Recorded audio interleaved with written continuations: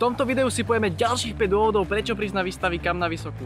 Prvý a zároveň ten najdôležitejší dôvod, prečo prísť na výstavy, je to, že sa tam budú nachádzať vzdelávacie inštitúcie, ktoré zastupujú univerzity zo západnej Európy. Spoločne ako subjektov ich je viac ako 100 a sú tam krajiny ako napríklad Fínsko, Dánsko, Veľká Británia, Taliansko, Nemecko, Malta, Španielsko a rôzne iné.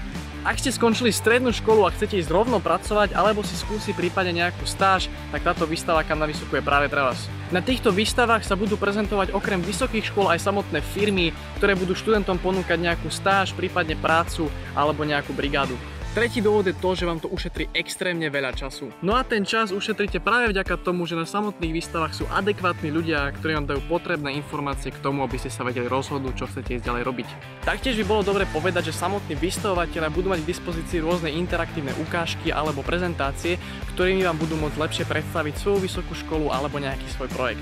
No a na záver nemusím ani hovoriť, že je to výborná možnosť, ako sa lepšie pripraviť na príjmačky, pretože sa tam dozviete detailnejšie informácie. Určite nás nezabudni sledovať na našom Instagrame, aby ti nič neušlo, a prípadne ak chceš vedieť nejaké ďalšie informácie, tak si ich vieš pozrieť na stránke www.kamnavysoku.sk.